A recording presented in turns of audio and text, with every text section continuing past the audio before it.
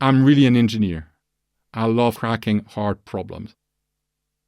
Then I realized, I like working with data from patients. I like the idea that behind the data, there is a real person. There is, however, a number of ethical requirements. My focus has been on forensic genetics, where you get research that gets presented as extremely beneficial. We're going to catch murderers, we're going to catch rapists. And then you discover that in some circumstances, these technologies can be part of systems of mass surveillance and social control.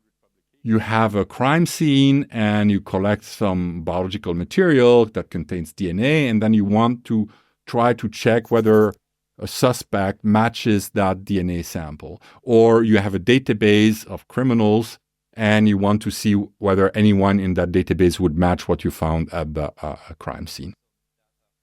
It has been proposed, we're going to solve crime by putting everybody in such a law enforcement DNA database. And at that point, it goes beyond its typical law enforcement goals, and it goes into a mode of surveillance of the entire population. A lot of people might feel comfortable with this idea. I do not. We need to reflect and decide, what is this technology for?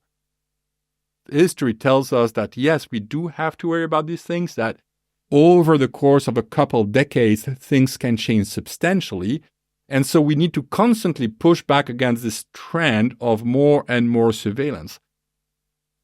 So I have recently obtained a very important set of retractions, 18 papers that got retracted from one journals for lack of proper ethical requirements. There's still 70 papers that are being considered for ethical reassessment, so I need to work on that further.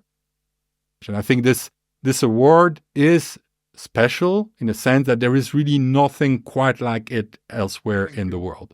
Thank you very much. I very much want people to contribute to genetic research. I want them to have trust, and the award is a very important piece in that regard, because the scientific establishment is dedicated, is committed to actually respecting ethical principles. We want to protect the privacy of everyone, to actually protect the privacy of those who really need it the most.